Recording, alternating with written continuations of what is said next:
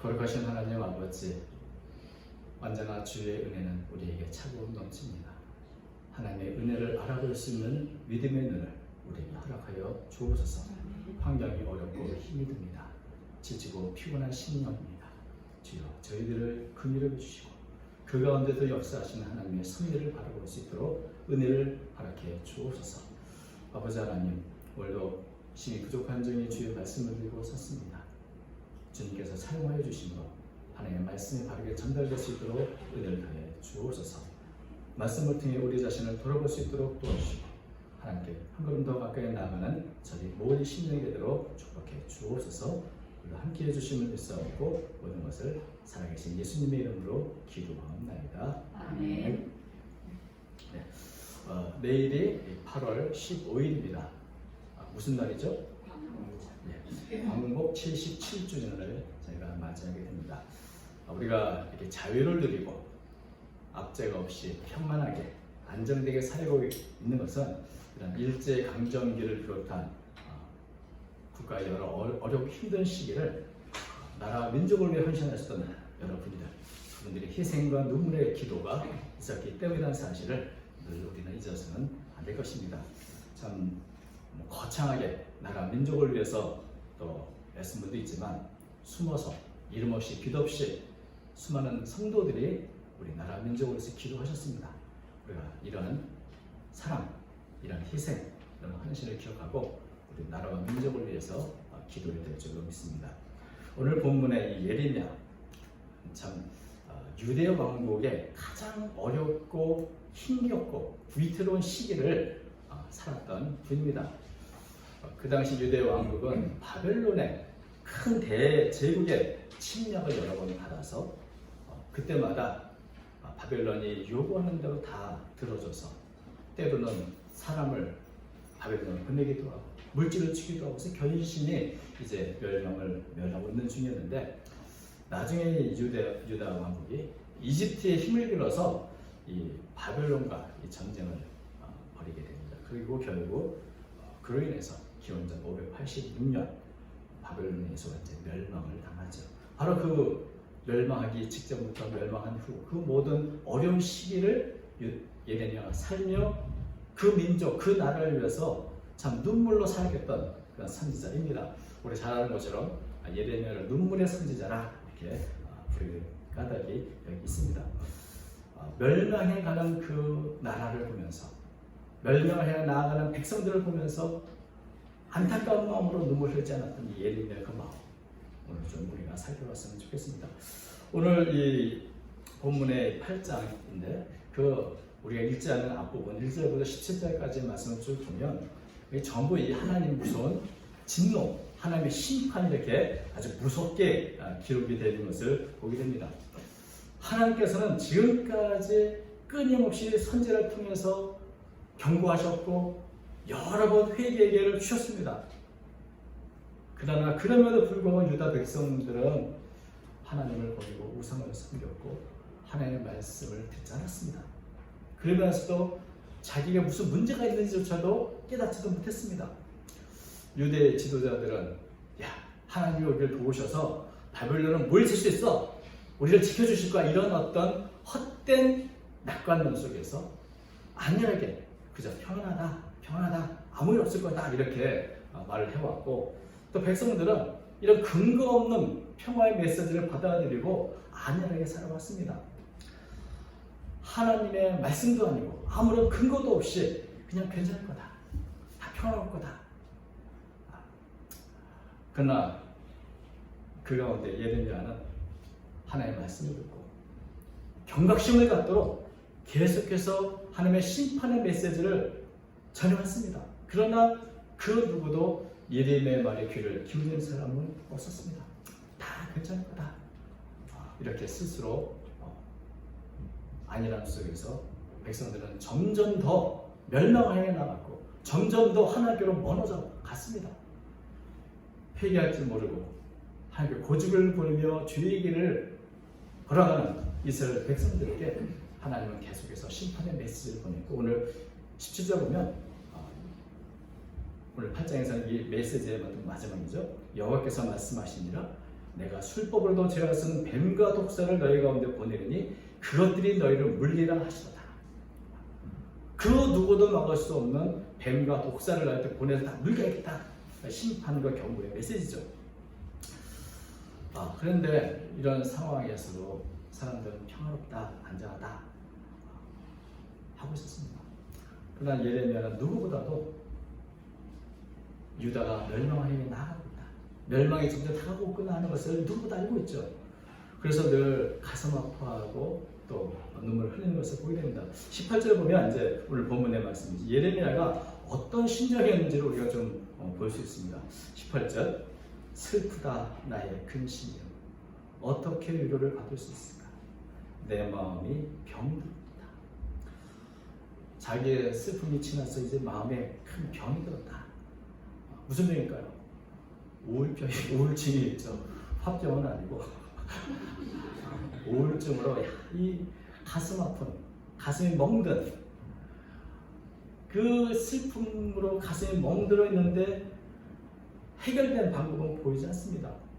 하나님께서 위로의 메시지, 힘이 되는 미래의 메시지를 주시면 좋은데 이때까지는 그런 메시지를 전혀 듣지를 못했습니다. 계속해서 심판 메시지, 참 암울한 메시지를 들으면서 예레미야의 마음이 병들었던 겁니다. 저희가 최근에 뉴스를 보면 참 암울한 소식들, 참 수해라든지 또 수해를 통해서 겪는 이 참 가난한 분들의 겪는 애환과 아픔, 그걸 볼 때마다 참 안타깝고, 그래서 우리도 참 우울하죠. 참 좋은 소식 들으면 우리도 마음이 기쁜데 안 좋은 소식, 나쁜 소식, 안타까운 소식 들으면 하루 종일 마음이 우울하게 마련입니다. 그런데 예레미야는 오죽하겠습니까? 다른 것도 아니고 하나님께서 계속해서 심판의 메시지, 진노의 메시지, 이런 메시지만 들려오는데 얼마나 가슴이 답답하겠습니까? 그런데 그 가운데 이 예레미야가 좀 우울증에 걸린 게 아닌가 싶을 정도로 아주 예민하게 들려오는 그런 소리가 있었습니다. 바로 백성들의 소리와 하나님의 음성이 함께 들리는 겁니다. 오늘 우리 개역 성경에는 이게 누가 하는 말인지가 이렇게 구분이 안 돼가지고 이게 참 어디서부터 어디까지가 누가 말한 거야 이렇게 알 수가 없는데, 세 번역에는 그걸 괄호로 다르게 구분해가지고 이것은 백성들의 말, 이것은 하나님의 말 이렇게 구분해놨습니다. 그래서 제가 참고로 세 번역을 이렇게 좀 화면을 띄워주시면 오늘 본문이 좀 더 이해가 되실 겁니다. 자, 19절 보면 이렇게 되어 있습니다. 세 번역에는 저 소리, 가련한 나의 백성, 나의 딸이 울부짖는 저 소리가 먼 이국 땅에서 들려온다. 가로 백성이 울부짖는다. 이제 주님께서는 이 시온을 떠나셨단 말인가? 시온에는 왕도 없단 말인가? 가로 그렇죠. 그러나 주님께서 말씀하신다. 어쩌자고 조각한 신상과 헛된 우상을 남의 나라에서 들여다가 나를 노하게 하였느냐? 바로 20절, 백성이 또 울부짖는다. 여름철이 다 지났는데도, 곡식을 거둘 때가 지났는데도 우리는 아직 구출되지 못하였습니다. 자, 이거 보면 좀 이게 이런 얘기구나 하면서 알게 되죠. 지금 예레미야가 들려오는 목소리가 이런 겁니다. 한쪽에서는 백성들의 울부짖는 소리, 한쪽에서는 하나님의 진노의 메시지가 함께 들리는 그 한가운데서 얼마나 안타까우면 내 마음의 병들어 이 소리를 날마다 듣고 나 살고 있다는 겁니다. 하나님의 심판을 멸망당한 백성들은 이국 땅이 포로로 잡혀가서 울부짖습니다. 주님이 시온을 떠나셨는가? 시온을 버리셨는가? 시온에는 왕이 없는가? 근데 이들의 어떤 울부짖는 소리를 들어보면 자기들이 잘못했다, 우리가 잘못해서 이랬구나, 이런 죄에 대한 깨달음이 없이 모든 책임을 하나님께 돌립니다. 하나님이 계시다면 왜 이런 일이 나한테 생겼나? 우리에게 왜 이런 일이 생겼는가? 하나님의 왕이 맞는 건가? 하나님의 왕이시라면 우리를 마땅히 보호하셔야 되는데 도대체 하나님은 뭐하고 계신 건가? 하나님은 언약을 잊으셨는가? 하나님의 백성을 이렇게 내버려두시는가? 이렇게 울부짖는 그 원망 어린 한탄의 목소리, 그 소리 예레미야가 듣습니다. 그런데 하나님은 뭐라고 말씀하시죠? 예레미야 이런 하나님의 음성을 듣습니다. 어쩌자 부족한 신상과 헛된 우상들을 남의 우상에 들여다가 나를 노예하게 합니다. 어쩌자고. 이것은 하나님의 안타까운 한탄이죠. 내가 우상 숭배를 하면 내가 너희를 벌할 것을 알지 못했단 말인가? 어쩌자고 이런 일을 했는가? 이 신상이라는 단어가 복수인데 많은 신상들, 우상들, 유대 나라에 있는 것도 모자라서 남의 나라에서 수입해 와가지고 그것을 섬겨서 어쩌자고 나를 노하겠는가? 어쩌자고. 참 이게 하나님의 진노이시기도 하지만 안타까움이 굉장히 많이 담겨있는 그런 한탄하는 표현입니다. 어쩌자고. 여러분, 우상 숭배가 뭡니까? 하나님보다 더 사랑하고 더 의지하는 것, 그것이 우상입니다. 하나님을 의지하지 않고 우상을 의지하고 하나님을 사랑하기보다 우상을 더 사랑하는 그 마음이 우상 숭배인 것이죠. 그런 면에서 하나님은 어떤 하나님이십니까? 질투하는 하나님이에요. 우리를 너무 사랑하시기 때문에 질투하기까지 우리를 향한 열정을 가지신 그분이 하나님을 의지하지 않는 자들, 하나님을 사랑하지 않는 저 백성들을 보며 과연 진노하지 않을 수 있겠는가? 질투하지 않을 수 있겠는가? 우상을 거창하고 위대한 것을 섬기면서 하나님은 허수아비 여기는 그 마음에 하나님은 진노하지 않으십니다. 결국 어쩌자고 이스라엘 백성들은 하나님을 두려운 줄 모르고 하나님보다 우상을 섬김으로 하나님의 진노를 유발시킨 것입니다. 그래서 유다가 멸망한 것은 유다가 이 바벨론과 애굽 제국 사이에서 이 외교를 잘못해서 그런 게 아닌가? 그렇지 않습니다. 그들이 무언가 정책을 잘못 써서 그런 게 아닌가? 지도자들의 문제가 아닌가? 그렇지 않습니다. 온 유다 모든 백성들이 하나님과의 언약을 파기하고 하나님을 버리고 우상을 섬겼기 때문에 하나님이 계시지 않아서가 아니라 하나님이 계시기 때문에 언약을 파기하는 유다 백성들을 그대로 놔둘 수가 없었던 것입니다. 그래서 하나님의 무서운 진노와 심판이 그 땅에 임한 것입니다. 그런데도 백성들은 자신들이 무엇을 잘못했는지를 전혀 깨닫지 못하고 다만 구원이 너무 됐다. 한탄하고 있습니다. 여름철에 다 지나고 곡식을 거둘 때가 지났는데 우리는 아직 구원되지 못하고 여전히 이국 땅에서 이렇게 고통당하는구나. 한탄하며 울부짖는 모습을 보여주고 있습니다.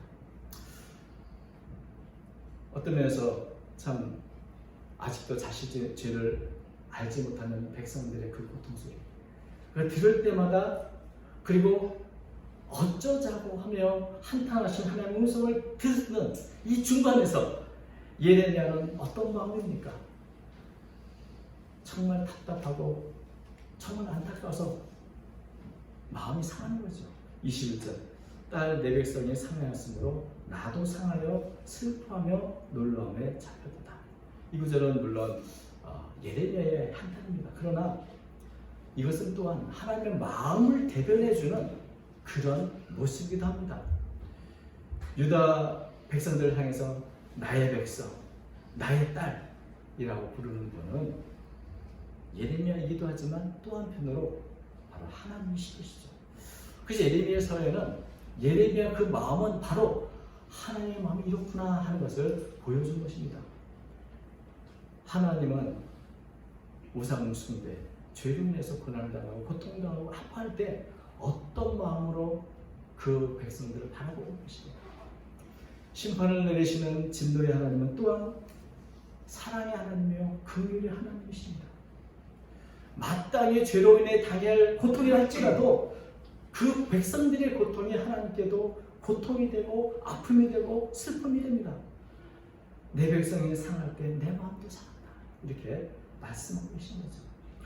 저도 자녀들을 훈육할 때 이렇게 매를 들기도 하는데 자녀를 징계할 때 자녀들은 그 매 때문에 아파합니다. 그런데 그 때리는 부모 마음, 아파하는 자식의 모습을 보는 부모 마음은 좋겠습니까?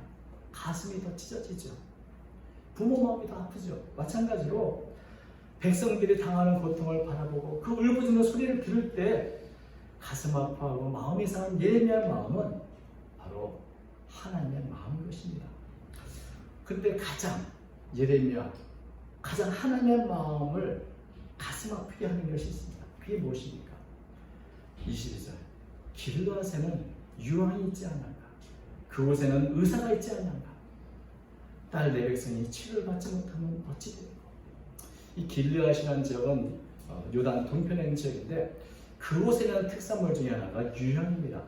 굉장히 향기가 좋은 곳으로 유명하고 또 상처를 아물게 하고 치유하는데 특효가 있는 것으로 알려져 있어서 유다의 유명한 수출품이기도 합니다.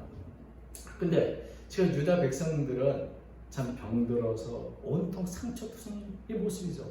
정치적으로든지 경제적으로든지 사회적으로든지 도덕적으로 영적으로든지 이렇게 병이 들어가지고 온몸에 상처투성인데 그걸 알지 못합니다. 그 상처투성이 그것은 결국 불치의 병이 아니었습니다. 치료할 수 있는 약이 있고 그들을 고칠 수 있는 의사도 있었습니다. 길르앗에는 유황이 있지 아니한가? 그곳에는 의사가 있지 아니한가? 하고 이 한탄하시는 이 말씀은 그들이 고칠 수 있는 방법이 있고 그들이 징계를 받지 않는 길이 있음에도 불구하고 그 길을 가지 않았다고 하는 것에 대한 한탄인 것입니다. 분명히 치료에서는 명약이 있고 분명히 치료에서는 명의가 있는데 길르앗의 유황처럼 그들을 치유할 수도 있고 그들을 회복시킬 수도 있건만 그들은 왜 치료를 받지 못한 것인가? 여러분 17절에 보면 하나님께서 그 무엇으로도 제할 수 술법으로 제할 수 없는 뱀과 독사를 너희 가운데 보내서 물가겠다 이렇게 심판과 진리의 메시지를 전하셨습니다. 그런데 우리는 잘 알고 있습니다. 민수기 21장에 보면 불순종하고 원망하고 하나님에 대해서 감사보다 원망으로 늘 함께하는 이 백성들을 향해서 하나님은 진노하심으로 불뱀을 보내어서 그들을 물게 하신 사건이 기록되어 있습니다. 근데 여러분 하나님께서 어떻게 하셨죠? 불뱀을 보내고 고통을 당하는 백성 그들을 위해서 다시 모세를 시켜서 노뱀을 만들어 장대에 높이 달렸습니다. 그리고 그 장대에 달린 노뱀을 바라보는 자마다 다 낫게 해주셨습니다. 징계하는 목적은 죄를 깨닫는 데 있고 돌이키는 데 있는 것입니다. 징계 자체가 목적이 아니라는 것이죠. 불뱀을 보는 것도 그들을 미워서가 아니라 그들을 회복시키기 위해서 그들의 마음을 그들의 믿음을 회복시키기 위한 방법이었던 것입니다.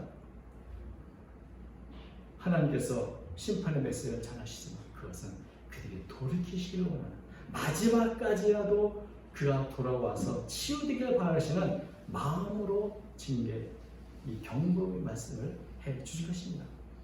지금이라도 나온다면 그 지금이라도 죄를 깨닫고 돌이킨다면 하나님은 길르앗의 유황보다 더 놀라운 은혜로 그를 치유하고 회복시켜 주실 것입니다. 그런데 아무리 좋은 명약과 명의가 있으면 뭐합니까? 그들은 도무지 오려고 하지 않습니다. 그들은 도무지 자신의 죄를 돌이킬 생각이 없습니다. 길르앗에는 유황이 있지 않은가? 그곳에는 의사가 있지 않은가? 그런데 아무리 좋은 명약과 명의가 있어도 유다 백성들은 그 누구도 치유받지 못했습니다. 왜 그렇습니까? 치유를 위해서 나오지 않기 때문입니다. 그래서 백약이 무효가 되고 그 좋은 명의는 그들을 치료할 방법이 없는 것입니다. 아무리 좋은 약과 의사가 있어도 그들을 고칠 방법이 없는 것이죠. 하나님은 여전히 그들을 사랑하고 치료하기를 원하셨지만 그들은 하나님의 은혜로 나오기보다는 여전히 자신의 귀를 즐겁게 하는 우상과 거짓에 속아서 그들을 따르길 원했습니다. 끝까지 자신의 죄의 길을 고집하고 나아갔습니다. 예레미야서 32장 33절 이렇게 말씀하고 있습니다. 그들이 등을 내게로 돌리고 얼굴을 내게로 향하지 아니하며 내가 그들을 가르치되 끊임없이 가르쳤는데도 그들이 교훈을 듣지 아니하며 받지 않냐. 계속해서 고집부리고 완고하게 죄의 길로 걸어가는 그들의 결국 심판은 면할 수가 없는 것입니다. 여러분, 불뱀에 물려 고통당하는 백성을 위해서 하나님은 장대에 높이 들어 노뱀을 만들었습니다. 누구든지 바라면 합니다. 근데 만약에 그것을 그럼에도 불구하고 불병대 고통당한 사람이 있다면 모세가 어떻게 한탄했을까요? 야, 저 장래에는 녹음이 있지 않냐가 왜 너희가 낫지 못하느냐 이렇게 말하지 않겠습니까? 바로 길앗에는 유황이 있지 않냐가 그곳에는 의사가 있지 않냐가 예레미야의 한탄, 바로 하나님의 한탄이요 모세의 한탄과도 같은 것입니다. 유다 왕국의 멸망은 바벨론 군대 때문이 아니었습니다. 말씀을 듣지 않는 그들의 오만함, 자신의 죄를 회개할지 모르는 완고함, 그것이 그들을 멸망시킨 것입니다. 이런 모습은 비단 예레미야 시대만의 이야기는 아닙니다. 여러분, 오늘 우리에게는 무엇이 있습니까? 길앗에는 유황이 있는 것처럼 오늘 우리에게는 길앗의 유황보다 더 큰 능력으로 치유하시는 복음이 있습니다. 십자가의 은혜가 있습니다. 골고다의 십자가, 그 보혈의 능력이 있습니다. 어떤 상처를 가졌든지 치유할 수 있는 하나님의 능력의 은혜가 우리 가운데 있습니다. 어떤 문제든지 해결할 수 있는 주님이 계십니다. 문제가 무엇입니까? 회복을 위해서, 치유를 위해서 주님 앞에 나오기를 원하지 않는 것입니다. 골고다에는 십자가의 보혈이 있지 않은가? 주님은 오늘 우리를 보며 이렇게 한탄하고 계시는 것은 아닌가 생각이 듭니다. 여러분, 우리 자신을 한번 돌아보십시오. 우리는 건강하게, 행복하게, 능력 있게 살아가고 있습니까? 아니면 우리 자신도 상처 있고 병들어 하루하루 이렇게 살아가고 있는 것입니까? 우리의 심령은 정결한 가운데 하나님 원하시는 모습대로 살고 있는 것인지, 아니면 병든 상태에 있으면서도 그 병을 치료하기를 원하지 않는 것인지. 우리 마음에 치료할 아픔, 상처가 있는데, 그러나 우리에게는 언제나 치료자가 계십니다. 골고다의 십자가의 보혈이 있습니다. 그 앞에 나오면 우리의 상처는 치료를 받고 우리의 아픔은 고침을 받고 주님이 주시는 위로를 받으며 힘있게 우리의 삶을 살아갈 수 있는 것입니다. 근데 그 길을 가기보다 주님 원하시는 복음의 길, 십자가의 길을 가기보다 세상의 헛된 우상을 바라보고 그들을 따르며 살아가고 있는 것은 아니지. 우리 자신을 돌아볼 수 있기를 바랍니다. 누구든지 우리가 주님을 찾을 때, 주님의 십자가 앞에 엎드릴 때 우리 모든 연약함과 우리 모든 상처를 주님께서 치유해 주실 줄로 믿습니다. 아멘 나와야 됩니다. 아멘이 안 나오시네요. 저는 믿습니다. 그리고 우리 사회를 한번 돌아보십시오. 얼마나 많은 우상들이 있습니까? 수많은 사람들이 우상을 향해 나아가고 있습니다. 물질의 우상, 여러 가지 정치적인 우상들. 매일같이 우리는 안타까운 소식을 뉴스로 듣습니다. 수많은 혐오와 갈등, 병든 사회의 모습을 우리는 보고 있습니다. 그리고 무엇보다 시대의 양심으로 주의 복음을 전해 교회마저도 병들어 있는 모습을 우리는 얼마나 많이 보고 있습니까? 골고다에 여전히 보혈의 은혜가 흐르고 있거나 주님께 나와 회복되는, 상처가 치유되는 사람들은 그렇게 많지 않은 것입니다. 여러분, 그러나 중요한 것은 여전히 길앗에는 유황이 있고 그곳에 의사가 있는 것처럼 여전히 그리스도의 복음이 우리 가운데 있습니다. 병든 사회와 병든 교회와 병든 모든 죄인들을 치료하는 능력이 여전히 복음 안에 있고 주님께 있는 것입니다. 우리는 우리 자신의 상처를 치료할 뿐만 아니라 예레미야처럼 시대의 아픔을 들어야 합니다. 한편으로는 그 백성들의 안타까운 부르짖음을 들었고, 한편으로는 하나님의 그 안타까워하는 그 마음을 들었던 예레미야처럼 우리는 이 사회와 하나님의 사회에서 안타까운 심정으로 그 음성을 듣고 주님 앞에 눈물로 호소하고 기도를 해야 될 줄로 믿습니다. 이웃의 아픔을 위해서 기도하고 빛과 소금의 역할을 감당하지 못한 우리를 위해서 기도하고 우리 사회가 더 아름답고 복된 사회로 나아갈 수 있도록 우리는 예레미야 같은 심령으로 하나님께 나아가야 될 줄로 믿습니다. 복음을 전하고 그들의 향기를 나타내는 그런 사명을 우리 모두가 감당해야 될 줄로 믿습니다. 사랑하는 성도 여러분, 오늘 우리가 이 땅에 있는 것은 바로 이 사명을 위해 존재하는 것입니다.